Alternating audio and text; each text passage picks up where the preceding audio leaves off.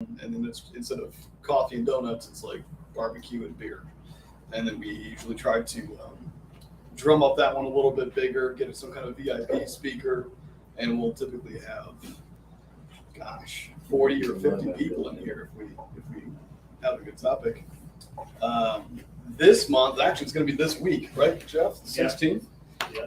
The Bitcoin over beer is going to be held at the T-Rex building in St. Louis. I don't know if you guys know that. It's in Washington Avenue. We're going to have one of our big partners, Michael Carter, co-host it, and we're going to be talking about what to do in a bear market. So that's a free event as well. You just have to register online, and I can actually, if you were to scan that QR code, you'd be able to find the Eventbrite and register yourself. But yeah, free food, free drinks, and you get to learn from the master. Have you guys into mining at all? I want to be. Okay. Right. Great. Then if you're available, you might like to come because Absolutely. Michael Carter is the king of crypto mining.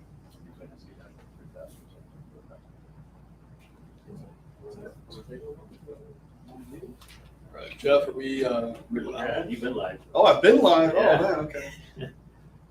Talk to your fans. But Yeah, my fan. yeah. Okay, cool. So today's topic, we kind of wanted to go over what just happened. If you guys saw the markets yesterday, but Bitcoin fell like another 14%. Yeah. Blood bear. Yeah. I don't think too many people were expecting that. Really, we ran a Telegram poll in one of our groups, and I asked people, okay, where do you think the bottom for this bear market is going to be? Do you think 25K was the bottom? Is it going to go down to 15 or 10, or you just don't even want to try to place a bet? And a lot of people said 25K was the bottom. They were pretty confident. You know, I guess being optimistic and from TA that they had heard. And I'm going to get into some of the TA here at the end, so I don't want to talk too much about that right now. But yeah, this definitely came as a surprise to a lot of people. And one of the reasons for this was Celsius. You guys know Celsius at all? They're a lending platform. I don't use them myself, but they basically take crypto, lend against it. There's interest involved, and then 80% or so, I think, of that interest is actually paid back to the users. So it makes it a really attractive system to use. But they froze withdrawals. And I think, I don't know exactly the timeline on this, but their coin actually fell like 50%. I think it was after that. That or it was before, I can't really remember. But they were having liquidity issues was the point.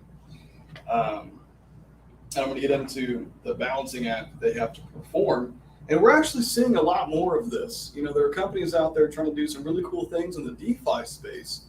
And it works really well when crypto is going up.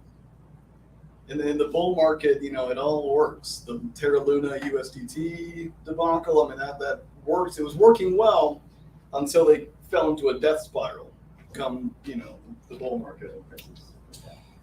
So some interesting things came out of this. The crypto market cap fell below 1 trillion for the first time since January of last year. And yeah, Celsius has around 11 to 12 billion dollars in assets. So a lot of people were using their platforms. It's pretty scary. I think, Jeff, were you in Celsius? Gary, I think he was. I was not.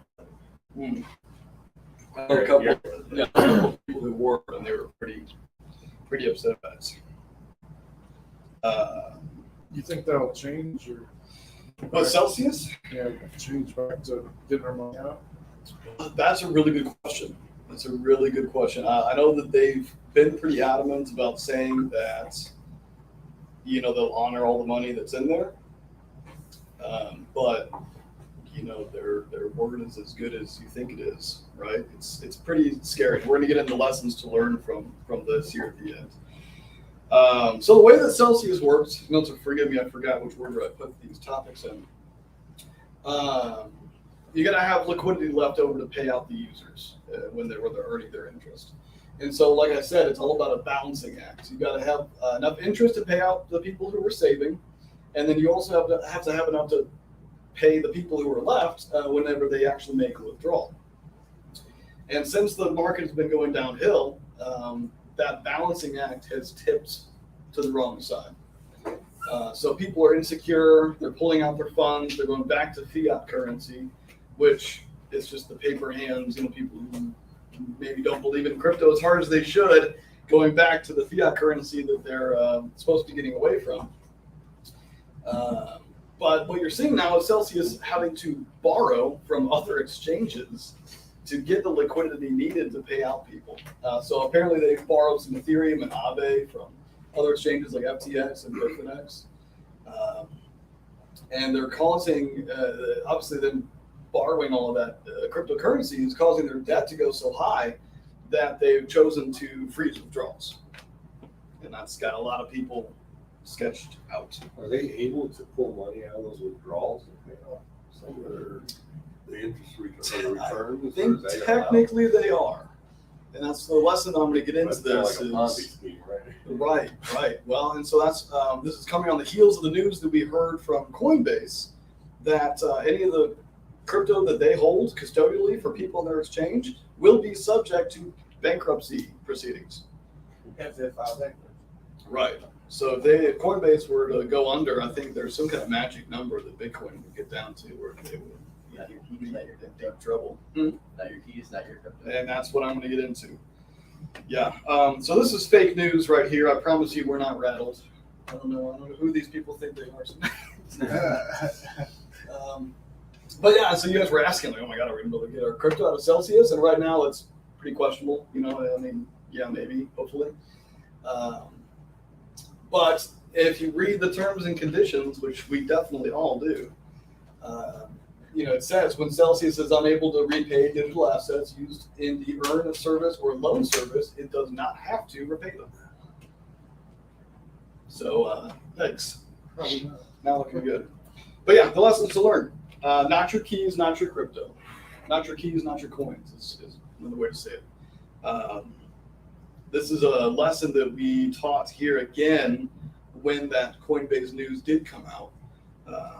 That your coins aren't safe being held custodially on an exchange. It's very convenient because you don't have to remember all of your passwords or write down your seed phrase and keep that safe somewhere. It's very, very, very convenient.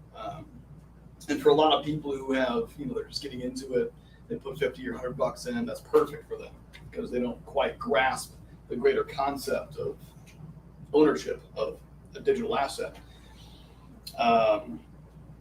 But when you have something like Coinbase on exchange and you've purchased assets on there, like I said, those assets are held custodially. The exchange actually has the keys to access that crypto. So by definition, it's not your crypto. Even though you bought it, it's still in their pocket. And so the solution to this is to take control of those assets. And you can do that in a lot of ways. Some are easier than others. We have digital wallets, and that's just an app that you download. You start it up on your phone. They'll give you a seed phrase, which is a list of 24 randomly generated words, a mnemonic phrase. You just have to write that down, and that is kind of your unique identifier, your fingerprint, so to say, to get into that wallet. And you have to, usually that's only as like a backup. You don't have to type those in every single time, of course, you get in the wallet. But whoever has access to those keys could theoretically, download the same app, open it up, recover the wallet with those keys, and then now they've got control of all those assets, which is why it's not your keys, not your crypto. Those digital wallets are pretty easy to set up. They're not quite as secure. There are different levels of security when it comes to, taking ownership of your assets. The way that I like to explain it to people is keeping your cryptocurrency assets on the exchange is akin to keeping your cash in the bank, right? So the bank could technically, they can do whatever they want with your crypto. They can loan with your cash. They can loan it out. If they were to go out of business, there's going to be a run of the bank, and other people are going to take that money before you can get in there and take it. We saw that right with the Great Depression. Historically, that's happened. Or if the bank were to burn down, there's going to be some problems with that too. Likewise, if the exchange were to, who knows, be attacked, right, with some kind of cybersecurity issue, a hack. Even up in Canada, it just happened recently. What was the name of the exchange that got hacked? You said? No, they froze their bank accounts. Yeah. Yeah, that's true. With the trucker protest, the Canadian government just kind of started to kind of freeze people's bank accounts. That's terrifying. That's really, really terrifying. So keeping your crypto assets on the exchange that you purchased them from is like keeping your cash in a bank. If you were to transfer those funds to a digital wallet, I tell people it's like keeping cash in your wallet in your pocket. Right? It's a little bit safer, and now it's on your person. You're more responsible for it, but that doesn't mean that someone can't mug you. Right? If you were to lose your phone and you don't have the right kind of passwords on it, then your assets are vulnerable again. The safest thing to do is to purchase what we call hardware wallets. And these are actual pieces of hardware that keep the keys to access your assets offline. So instead of accessing the internet with your digital wallet and being susceptible to some forms of attack, and I really want to make sure that I, preface this, digital wallets are more often very, very safe. The most common form of getting your assets taken from you, people who fall for scams. And they say, they go on Reddit, and we've got plenty of stories of this, right, Jeff, of people who have come in here and they've told us horror stories of, I went on Reddit and I was trying to figure out how to swap my Ethereum for Aave or vice versa. And I found this nice guy on Reddit who promised he would help me out. And all I had to do was send him, this, that, and the other. And they did it. And then all of a sudden they lost how much? So there's one for 700,000. Yeah. And there's one who lost $5 million. Yeah. That's just absolutely horrible. So what I was trying to say there, digital wallets, more often than not, they're very safe. I mean, it's very rare that someone's going to be able to hack into that and steal your assets. And this all kind of also comes down to how much crypto you have. If you've only got $50, $100 in Bitcoin, keep that on the exchange. If you lose that, are you really going to be hurting that much? No. You got a few $1,000s, you're probably going to want to move that to a digital wallet. And if you've got more than that, you really should be considering a hardware wallet, especially because these are all less than $100. I think the Ledger Nano was this one? $70. I think the Trezor, depending on which model you get, is between $70 and $100. We've got some new ones now. We've got the EliPal. Sean was helping you out with yours, right? Yeah. We've got that line here now with some really cool attachments for it. I was going to show you those. But no, getting a hardware wallet is definitely the best way to take control of your crypto assets. It keeps everything offline. The only way that someone would be able to access your crypto is if they have this device and they know all of your passwords. So more often than not, what people do is they get one of these and they write down the mnemonic phrase on a piece of paper, a physical piece of paper, make a copy of it, and they store those in different places, like fireproof safes or a safety deposit box at a bank somewhere. And then that's your long-term holdings. One other wallet that I will talk about again, because we've got so many newcomers, we've got them out here. They're called Ballet Wallets, and it's a little bit of a blend between the digital wallet and the hardware wallet. You've got your keys etched into a metal card, and then you've got the app on your phone to actually be able to view your crypto. So it's a really good blend of both worlds. So I just got that the other day. Did you? Yeah, Okay. started messing with it. Yeah, I was going to ask if you would mess with it yet. Yeah, so that's the lesson to learn from this with the whole Celsius thing going on. I think that, we've seen such an influx of new people into crypto, especially the last couple of years, just here recently. And we're having to learn these lessons over again. for all these new people coming into it. So, that is why we're here. All right, now after that, I did want to go over some charts that I found. These were really awesome, and you'll have to bear with me because I completely forgot what order I put these in.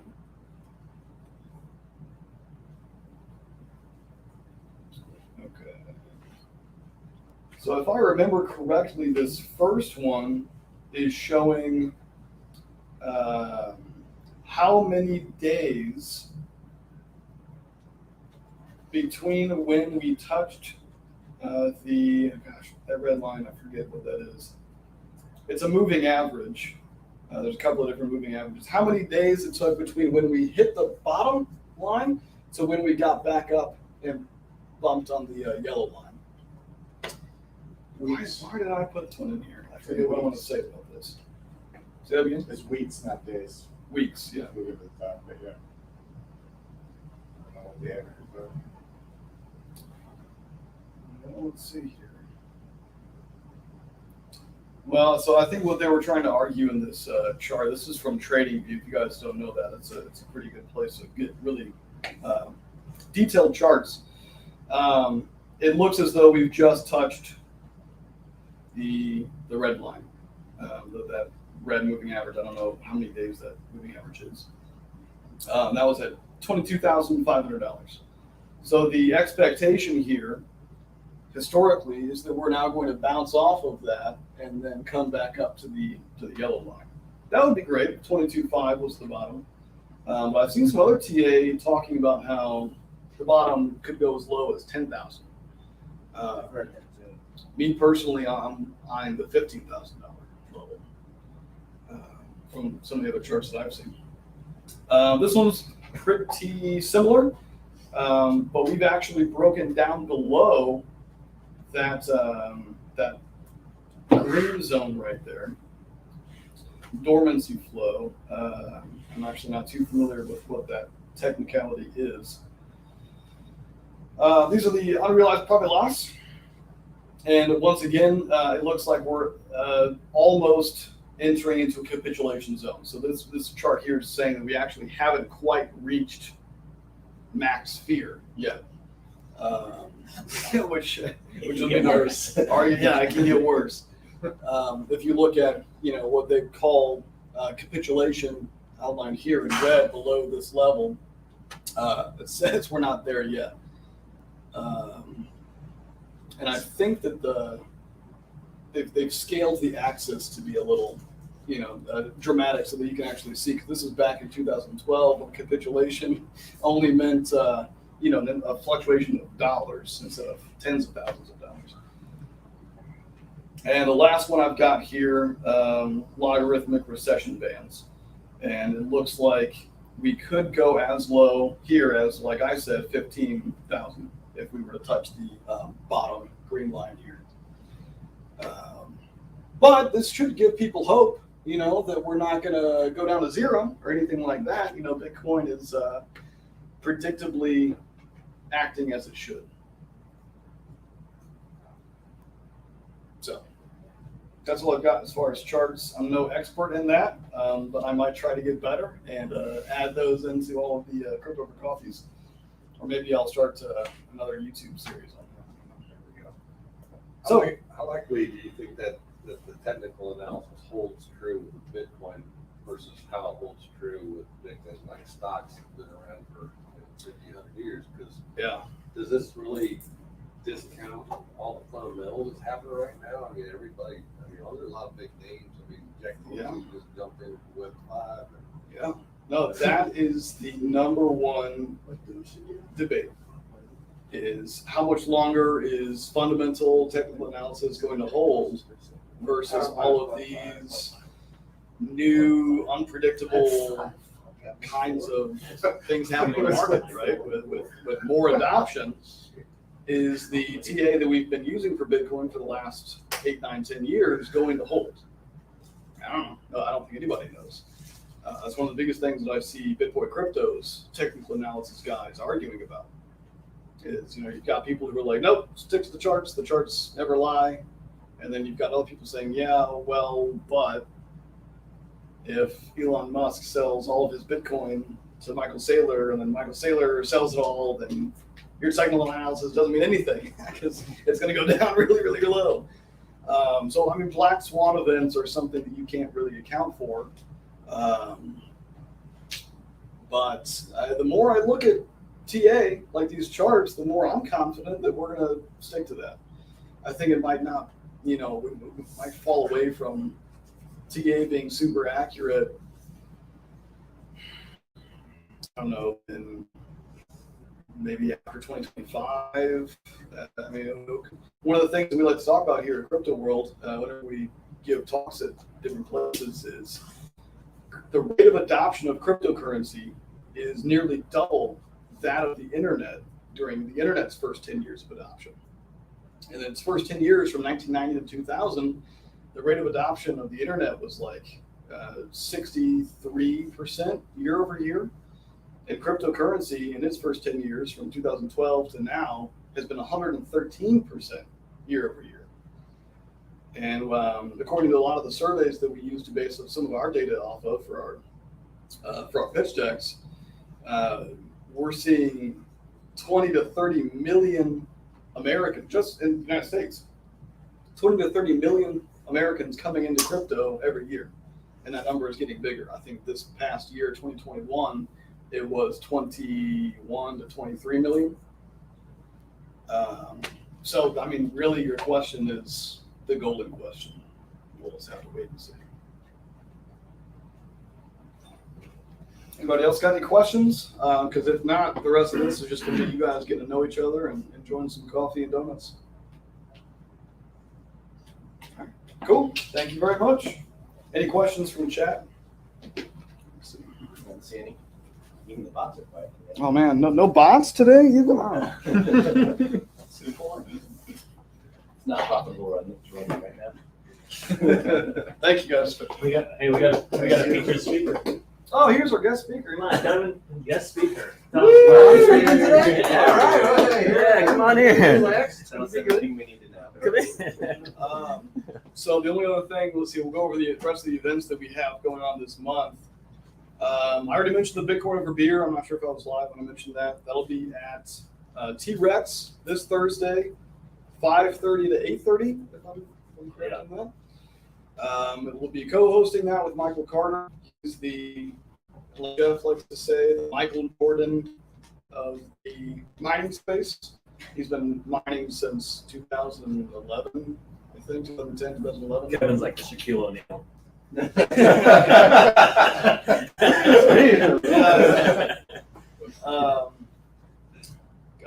Next week's Crypto Over Coffee, we do have a guest speaker. You guys want to listen to me again? Who is that again? Brandon? Yeah, Brandon. And he's got a Web3 company that he's working with here in St. Louis. Did you know what the website? So St. Louis-based Web3 company. That'll be pretty good. Yeah. And then I thought we had Venture Cafe. And I forgot to call them yesterday, like I said that I would.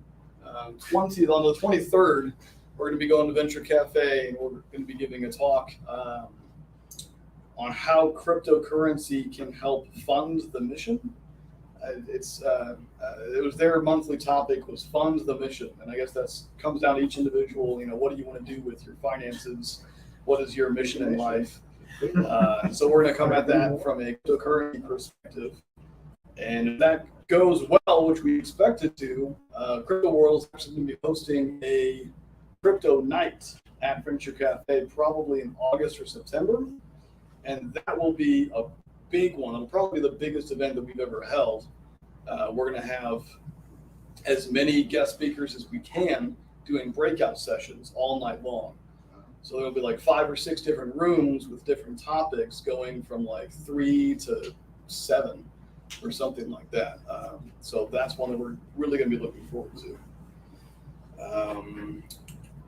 We did our Patreon exclusive earlier this week. If you guys don't know about that, we've got Patreon, and it's $20 a month to be a member. And the funds from that go directly towards us being able to host free community events like this. Purchasing the coffee, the donuts, the beer, the food for all the other ones. So the support is extremely appreciated. And then you get to attend the once a month Patreon exclusive meetup. And it's kind of like this, but we don't have like a formal presentation or speaker. We literally push all these tables together and have a roundtable, free-form discussion. We talk about whatever. I mean, God. And you get discounts on hardware wallets. Yeah, and you get discounts on the equipment that we sell here. So you can come and talk about space exploration, renewable energies, and the crypto markets. I mean, we get into all kinds of really fun stuff. Real estate is really fun. Yeah. I think that's everything we have going on this month. Jeff, is there anything else crazy going on? Do you want to play the Shark Tank audition? So audition. We can. All right. So for those that That'd be cool. for those that don't know, we got asked to audition on Shark Tank for season 14. So they actually called us and basically just loved our concept, and they're wanting something fresh, right, for season 14. Because if you watch Shark Tank, it's pretty much similar things, different companies, but they wanted to spice it up a little bit. So they found us, and basically they called and said, "Hey, we normally have 40,000 folks that we normally have 40,000 folks try to apply on Shark Tank, and we want you guys to participate." So we had to do kind of an 8 to 10 minute just video. So we had Michael Carter is Bitsby Trippin. He's the one that has close to 100,000. That's a Michael Jordan that I consider. It's my wife and myself. Go by. So here's a short video that we did. You can watch this if we have time. No, I talk fast. I'm sorry. Hello, my name is Jeff Wade. I go by Wade Crypto on my social media, but I am one of the founders of Crypto World here in St. Charles, Missouri. Originally from the Philippines, but living the American dream here in the USA. And I'm Anna Wade, and I am a nurse, but in my off time, I help out at Crypto World. Hey guys, how's it going? This is Carter with Bitsby Trippin. So it's Michael Carter. I've been in this space for quite a long time. Met Jeff at a crypto conference a while back, and also am helping with Crypto World on the education standpoint and mining. Really excited. This is going. It's space to be in. Can't wait to show you guys some more of this. So our business is Crypto World. We're the first brick and mortar retail store in the USA, if not the world. Our focus is education, also being a one-stop shop for everything crypto. All right, we are looking for $500,000 for 10% equity in the company. Take two. We are seeking $500,000 for a 10% equity stake in the company.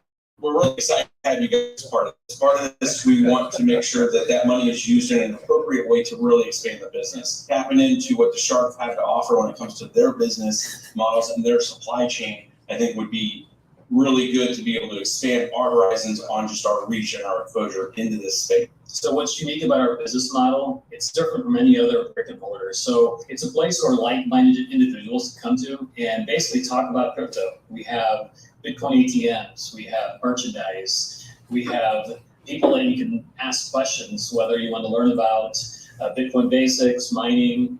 So that's kind of the first main hook there. And then have events that are tied to that. So we could have like Bitcoin over beer. We've had Crypto over coffee. There it is, crypto over coffee. Places that people can meet up and have an understanding of what crypto is. This is there's a lot of risk in crypto, and this is what we're trying to help. We're taking that chance to try to educate people, and we're also trying to bring in enough revenue to make sense to accept. So we started Crypto World August 24th of 2021. And initially when we started the business, our main focus was really education. But we didn't really know what was going to happen because the first 6 months was going to be trial and error. We were going to find out really where our revenue stream was going to come from with a focus in education. So right now what we've seen is there's a lot of demand for mining and hosting, which is basically one of our main revenue channels. We're also getting a lot of people that are interested in franchising Crypto World. So we have a list of over 30 people that want to franchise our model, which is very exciting. So something that down the road we may look at surprisingly, a lot of people come to our store to utilize the Bitcoin ATM because they feel safer. So what are you going to see when you walk in crypto world? You're going to walk in, you're going to see lots of crypto merchandise. You're going to see Bitcoin soap. You're going to see color changing coffee mugs, all kinds of crypto merchandise. That's going to be your initial wow. Oh my gosh, so much crypto. You're going to see a Bitcoin ATM. A lot of people haven't seen those. It's pretty cool. And then you are going to see wall art, everything crypto related. As you walk, you're going to see crypto, or you're going to see personnel at the store.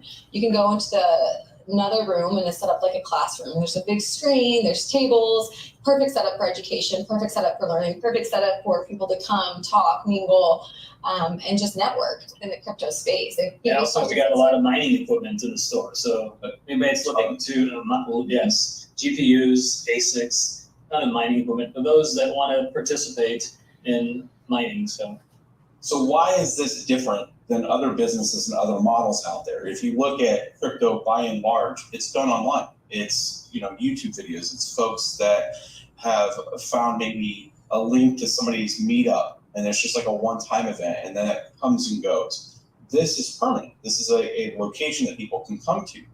And being able to go in and have a conversation with somebody for even 5 minutes, if you think of it from like a consulting standpoint, where I could go do all the research, or I could go in somewhere and spend 5 minutes with somebody and probably get most of those questions. So I think it's something that we're super passionate about, and we want to make sure other people are. And we've seen the effects that come from people walking into the store and walk out with information. So you guys are probably wondering how we came up with this idea. My wife and I are very passionate about crypto. More me than her, of course. But she basically convinced me that this is something that we should get into. The mere fact we did the research, nobody was doing this. With the help of my wife and also some friends, we decided to build it ourselves. The enthusiasm from everyone, the passion, just the excitement of having a place to go, having a place to kind of come together, like Jeff said, with like-minded people. And we've evolved. We've definitely evolved since August when we opened, but that's a good thing, right? We're seeing what works, we're seeing what doesn't work, and we're kind of evolving to make it work better, to do better. So from August 2021 to January 2022, we probably only had 200,000 in sales because we were still trying to figure out our business model. From 2022 of February to today, we've done close to $1 million in sales, which is for us, a great thing because we know that this model works. We know that we can help out and educate folks and also be sustainable. We have a list of, like I said, 30 plus people that want to franchise our model. So the money and time that we invested in this is probably well over $100,000. Don't say probably, say it is. Yeah. Okay. It is. Yeah. So we are well over $100,000 into crypto world. We don't pay ourselves right now because we have other streams of income. But we have employees that we want to take care of first and also grow our business.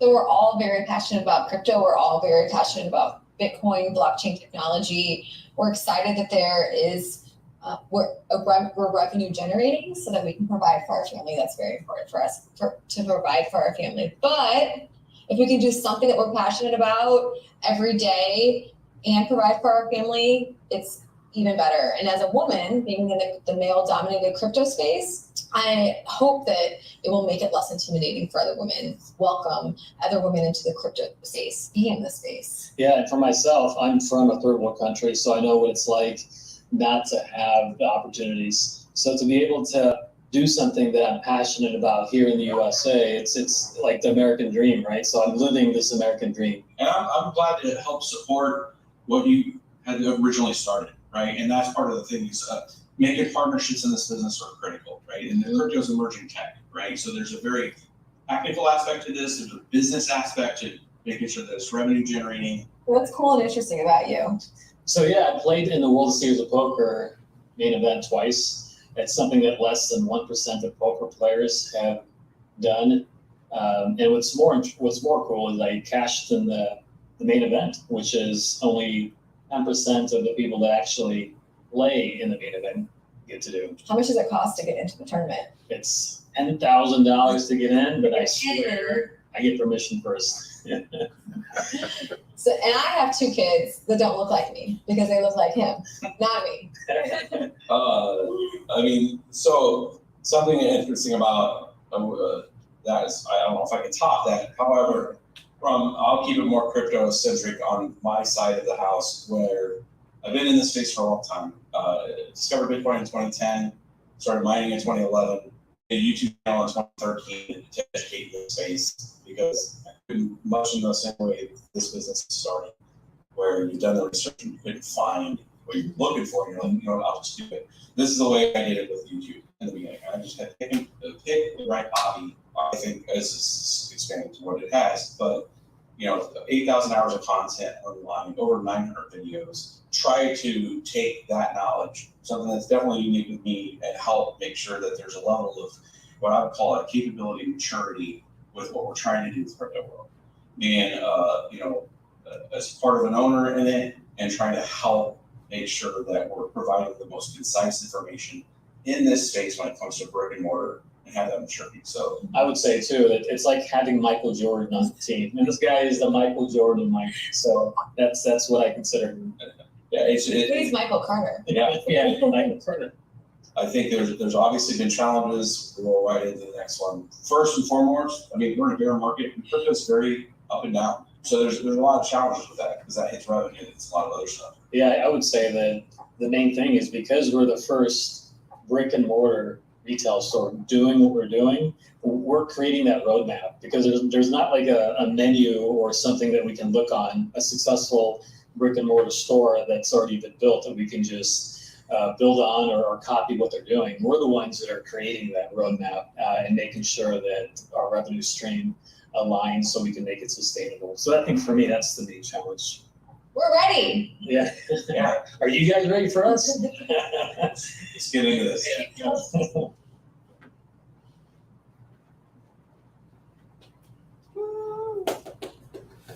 got a new class. Thank you. Thank you. There we go. So whose idea was it to do the take two? That was my right.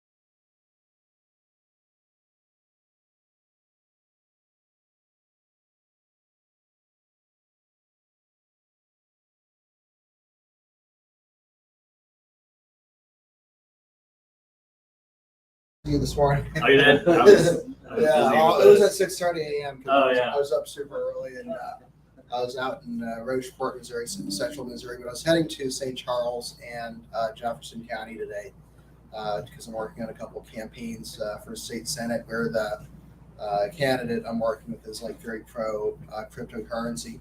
But yeah, so we got a bill filed this year with the state representative Phil Crispinelli. He was like, his district was like real close to here.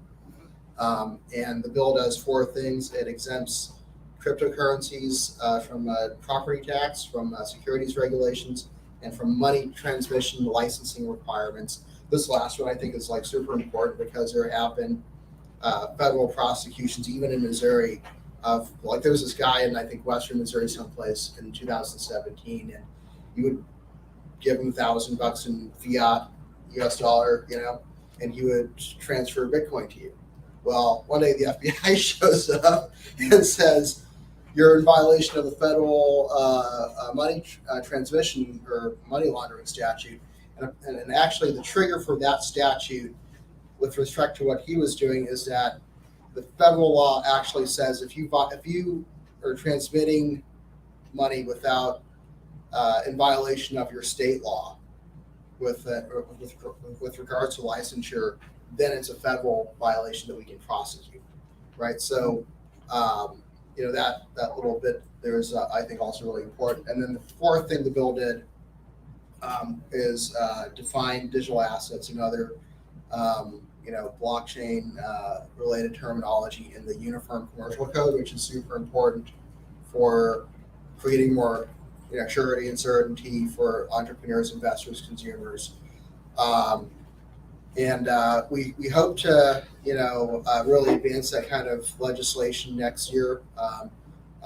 This year, the Missouri General Assembly passed a bill to add cryptocurrency to the definition of money laundering, which I just watched that bill. It was followed by a very conservative, kind of older state representative from mid Missouri or somewhere in west mid Missouri, and I just wanted to watch that just to see what kind of response the General Assembly had with that, because that set this. That's if we can say cryptocurrency is a element of money laundering, well, why not also take the flip side of it and say Bitcoin is legal, right? So those are some of the things I think we can hopefully advance next. Right? I've got a state representative from Carthage, Missouri, which is like Joplin area.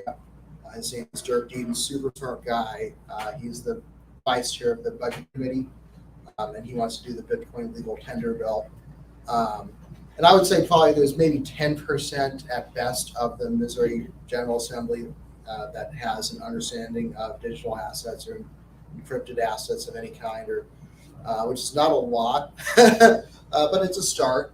And actually, what I texted Jeff about this morning was Eric Greitens, who's our former governor and probably the front runner for the Republican nomination for U.S. Senate, yesterday told my friend Austin Peterson in a radio interview that he wants to see as little regulation on cryptocurrency and Bitcoin as possible.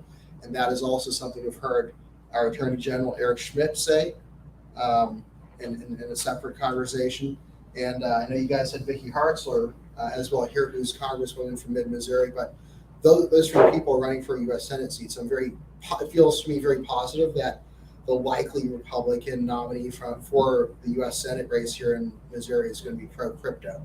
And that's huge, right? Because, if you're following federal policy, you probably saw that Cynthia Lummis, the U.S. Senator from Wyoming, just filed a big bill in the U.S. Senate. And I haven't had time to read the actual text of that bill, but I have seen some both positive and negative feedback from various parties on it.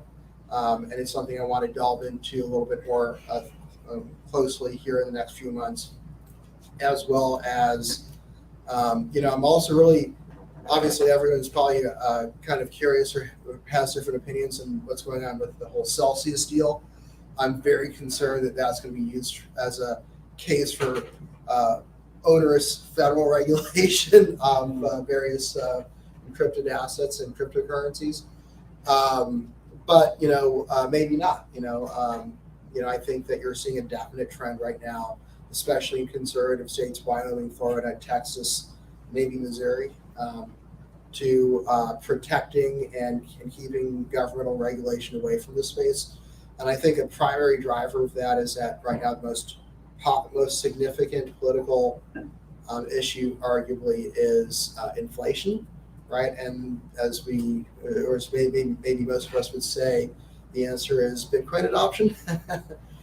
So I think that is beginning to really settle in for a lot of people, right? We don't have to be tied to Federal Reserve and an out of control Congress with its, spending addiction.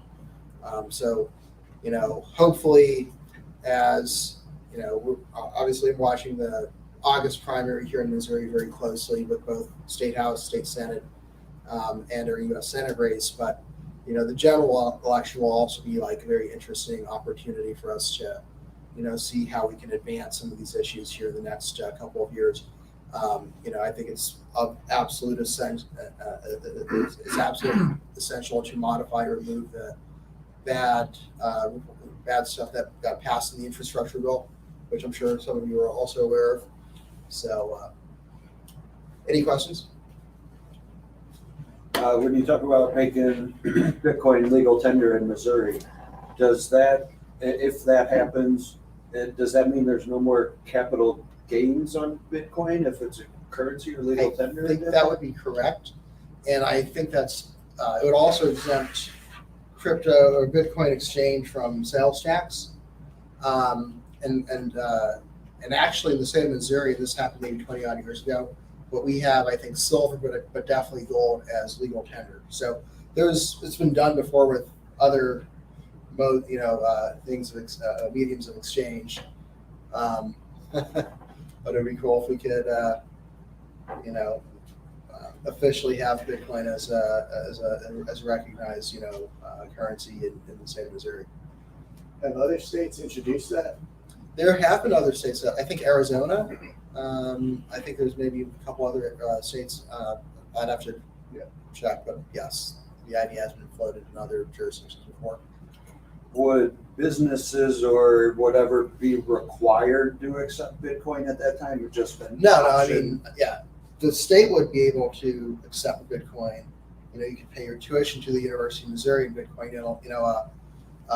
Wyoming has done this. That's if they chose to accept it, is that right? Or they would be required to accept it? State agencies, state government would have to accept it, should, right? But not private. But private entities can choose, whatever. So do each of these state entities own Bitcoin then? I think that would determine a lot on who's state treasurer, right? Because the state treasurer, who, by the way, that is another election that's happening. There's a primary in August, general in the fall, and it's David Gregory, who's from St. Louis, versus Scott Fitzpatrick. But the state treasurer race I completely bungled that. Scott Fitzpatrick, who's a current state treasurer, he's running for state auditor, but it would be the state treasurer's job to say, okay, we're actually going to hold Bitcoin on a balance sheet. But do states actually hold and own cryptos today? I don't know if any other American state has any kind of cryptocurrency. I think in Wyoming, you can pay your state taxes, your state fees, your state tuition to a state school in Bitcoin. Okay. So I think the answer is yes in Wyoming. Now, Miami, you've got some cities that have also adopted these kind of policies. And then obviously internationally, El Salvador, Central African Republic, there's other nation states that are beginning to move down the road of Bitcoin adoption specifically. So how'd you get into lobbying, and who are you actually representing? Who are you lobbying for? Well, I found Jeff in Crypto World here about 6 or 7 months ago, maybe 8 months ago. And I was like, hey, I've been watching Wyoming. You guys are the first, significant, in-state entrepreneurs that I can really look at and say, this is something that is like worth propagating. And so we've been kind of collaborating on both legislation as well as outreach to elected officials. I'm not going to name them, but there's a couple wealth advisors I know, one here in St. Louis and another in Kansas City, and then a third group that's based out of Jefferson City that do like private wealth advising for like private equity groups or major investors. And, I'm hoping that they come into the picture here in the next year. So right now, and then there's like Kansas City Bitcoiners, there's KC Web3, which is more, they're more interested in decentralized financial exchange and, various other cryptocurrencies and use cases for, more novel use cases. There's a St. Louis Bitcoin group. There's a Jeff City, Columbia Bitcoin group. There's companies. There's companies in Kansas City that are adapting blockchain technologies for healthcare innovations, which is, I think, super cool. It seems like there's some nifty possibilities here, especially with like electronic medical records. There's a company out of Kansas City that is adapting blockchain technology and pairing it with an AI application to do to recognize disease in cattle. And then there's all kinds of logistics applications that I'm beginning to hear about. Think about, for instance, shipping something to internationally, right? You have this whole back and forth where you have to clear customs and regulatory bodies on both sides. And if this document doesn't match a bunch of FedEx and back around the world, right? Whereas with the blockchain technology, it becomes much simpler. So there's interesting and I think very valuable applications that are kind of beginning to get developed, even here in Missouri. I think the question is number one, how do we create a business-friendly and consumer-friendly environment here? And that's kind of one of the reasons why I'm interested and also concerned about this whole Celsius implosion, because one of the things I don't want to happen is to see policymakers put the brakes on doing things that are good in terms of creating regulatory frameworks that, like Wyoming's, that incentivize innovation. And one of the cool things that Wyoming has done is created kind of a Chancery Court that is a specialized court to resolve disputes between entities, be them traditional corporations or DAOs, right, or whatever disputes involve blockchain technology or various applications, right? So Wyoming has kind of a first in the nation like legal framework and solutions for addressing some of these issues. I would like to see that happen in a place like Missouri sooner rather than later, but I don't want to see policymakers see oh well, Luna and Celsius go up, and who's next? Get your tokens off the exchanges, right? So I'm just hoping that there's not a lot of backlash to that, at least in the short term, because in the intermediate to long term we can work around things. But I don't see us either do things that slow down innovation or worse, get people to leave the state or the country, because innovation is going to happen someplace, whether Missouri or Florida or El Salvador or somewhere. There's a lot of people who go down to Puerto Rico and mine or just do various because the regulatory environment and the energy costs are so cheap, and apparently it's nice living within Puerto Rico's high energy costs, but they got a very favorable tax rate. My daughter lives she moved there for that. You're right about that. I think if you live in Like Puerto Rico, a kilowatt for if you electricity, but if you live in Puerto Rico at least half the year, you have like no.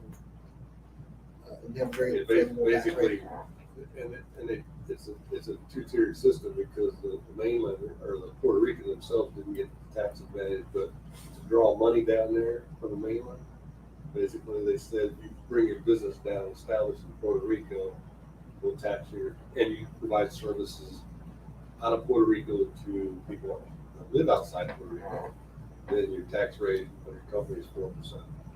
And I've got some friends in Puerto Rico who do solar energy, and so I think that's the cheap energy play there. Okay. So, Yeah, but right off the grid is 20 cents. yeah, fair enough. Think you could come back like mid to end of July, kind of walk us through our ballot and let us know who our crypto is we're voting for in August or something? Yeah, Maybe I can more specific. probably- Here's the bill they've introduced, or here's exactly what they're trying to do, or because I don't know about anybody else, but I'm not up to date on politics at all. But I'd love to vote for my crypto-friendly people. Yeah, I can definitely put out like a small guide. It is going to be a small guide because there might be 10 or 20 individuals who are running for state house or state senate. I would say 5 to 8 of them are probably here in the St. Louis area, or St. Louis, St. Charles, Jefferson County area. I'm sorry we're losing. There's a state senator from Springfield, Missouri, Eric Burrows. He's probably going to be the next congressman from there. Sorry we're losing him in the state senate, but he's going to be a great senator, or he's going to be a great U.S. congressman. And he's an options trader by profession and a computer programmer. He's been designing and programming blockchain stuff for 2 or 3 years. So there's actually one like actual expert in the Missouri Senate, but he's leaving. So hopefully we'll see more people with the skill set run for office as to replace him. And I think over time, we'll get there. I think the biggest barrier right now in the General Assembly is 90% of lawmakers have no idea except, oh, Bitcoin is up and Bitcoin is down. Yeah, the meeting starts wearing your shirt, I vote crypto.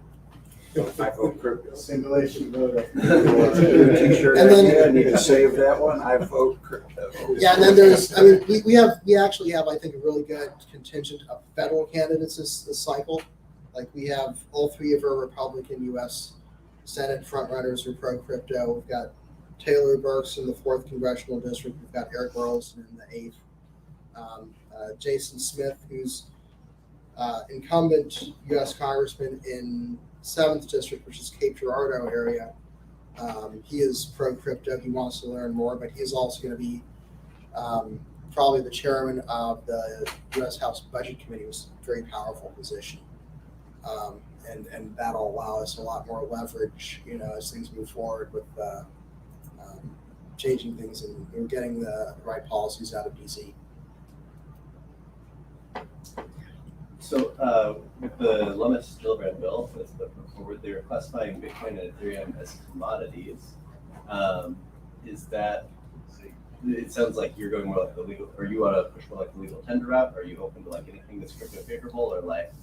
Like I said, I haven't read the bill. I've heard both good and bad feedback on it. I've heard negative feedback from Bitcoin maximalists on having it as a commodity, but I can't say I'm familiar with the arguments for the text right now. And these, I'm not a technical expert on these issues. Not only would I want to have a good circle of people who understand finance and economics to bounce things off, but I would also want to have a couple of good developers, right? Because at the end of the day, it's the developers who understand the nuts and bolts of the software and the processes, and that's just as important, I think, as understanding the economics. So, like I said, I'm probably gonna have some time in August to really dial down into that bill and see, where it's good and where it's bad, and what directions. And that bill's obviously not going to pass this year, right? It might pass in 2 or 3 years, but we want to be able to say, okay, here's why this part is good, and here's why that part is bad, and here are the interest groups that represent these perspectives. Is there a large crypto lobby group in the U.S.? Yeah, so there's Blockchain Association, Crypto.com. There's a lot of money being spent in DC right now. I'm not sure all of it's being spent productively. I'm not sure all of it's being spent by entities that really know what they're doing. But I think that, I think the closer you are to Wyoming, the more I kind of trust you. There is a lot of money being spent in DC, but like I said, I'm not sure if it all makes sense to me. I would like to see more money being spent in state capitals because I think at the end of the day, again, I'm going to go back to the inflation issue and the reassertion of state financial sovereignty and individual financial sovereignty. Those are at the end of the day, that's what the decentral. Hey, there's a state representative right there.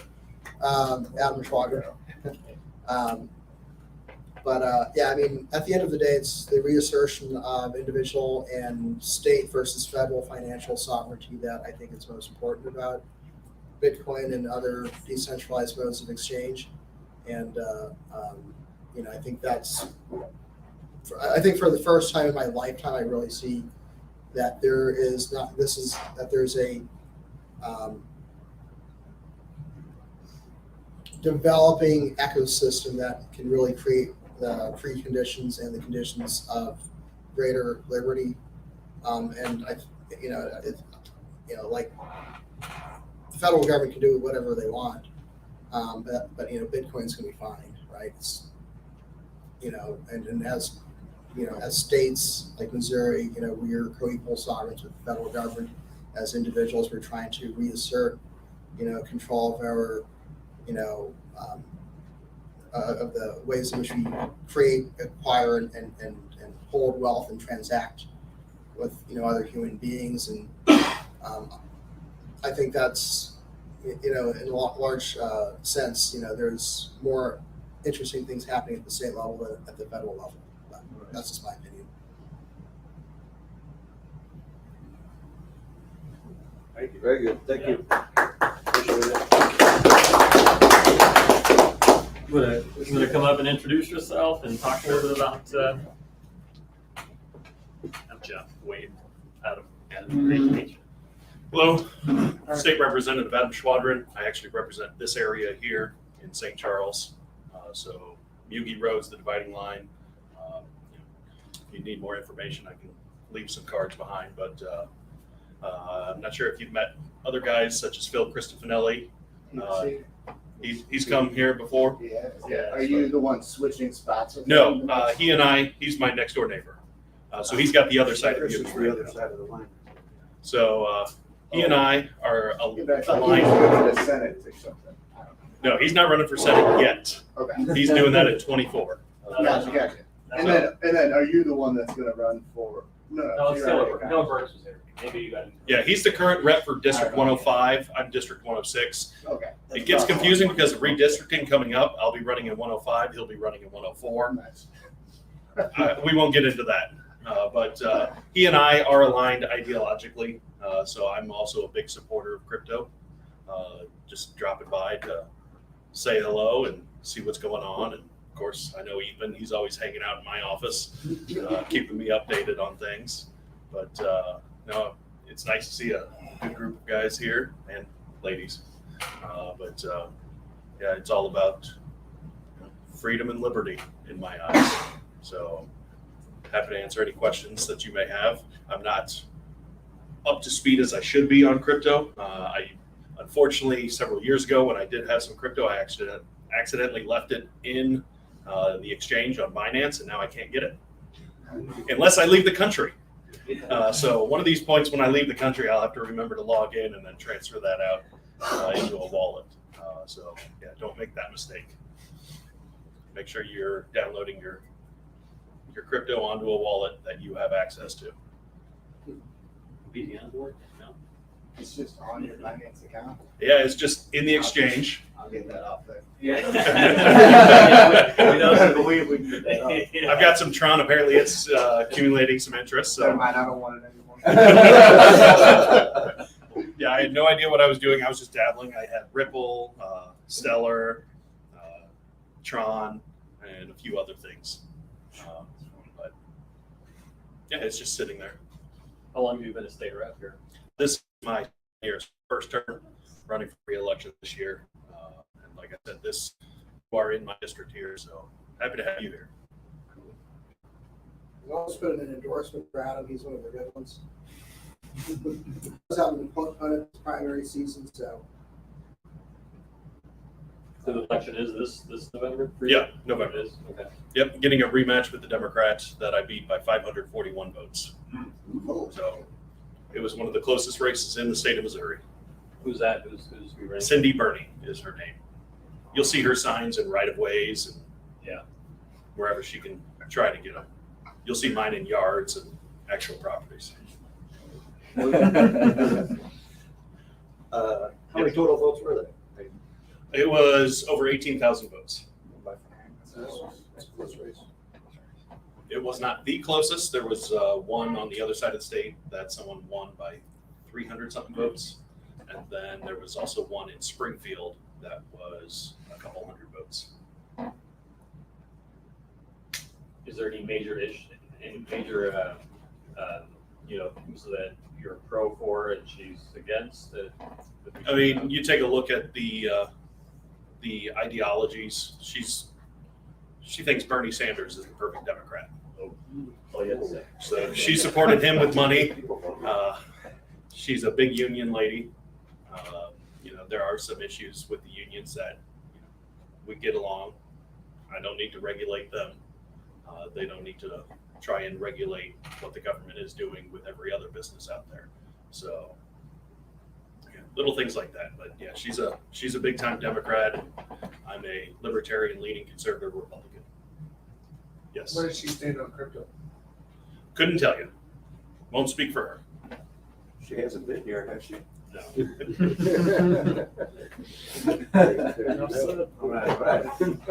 No one voted for it.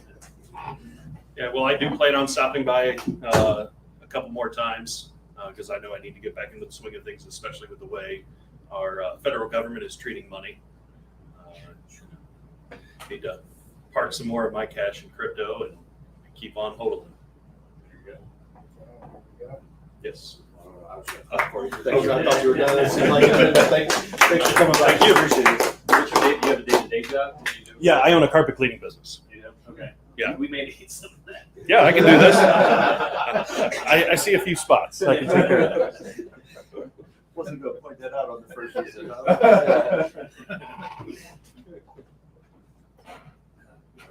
Close it out, Steve, for Yeah. crypto or banking. Yep. All right. Well, so I think a few extra people showed up, so I'm just going to go over the other events we've got going on this month again really quick. This Thursday, we're going to be at the T-Rex building in St. Louis. That's 911 Washington Avenue in St. Louis. You guys saw Michael Carter on the video that we just played. He's going to be there co-hosting it with us, talking about what to do in a bear market. And there's going to be like 2 hours of Q&A afterwards. So anybody who wants to connect with other people, I think we're expecting 50 or 60 people. It's going to be pretty big. At what time? 5:30 to 8:30 On Thursday. Thursday. Yep, this Thursday. And then the following Thursday, which would be the 23rd, we're going to be at the Venture Cafe in St. Louis. That's, I think, across the street from the Globe building. It's in the CIC building. And we're going to be giving a talk on how you can use cryptocurrency to kind of bolster your personal finance. Is that in the Cortex district or Yeah. County Barnes? Yeah, Is that where that is? Duncan Avenue. Yep, and that's going to round out this month. The next Crypto Over Coffee event, we've got a rep from St. Louis-based Web3 startup company. He's going to be coming in and talking about what he and his crew are doing. That'll be pretty good. So if you guys were interested in joining our Patreon, you guys can talk to me or Jeff afterwards or scan that QR code up there. Like I said, all the support goes directly towards us being able to put on the free community events like this that we do. So that'll do it. You guys can feel free to grab some more donuts and coffee and hang out. Thanks for coming.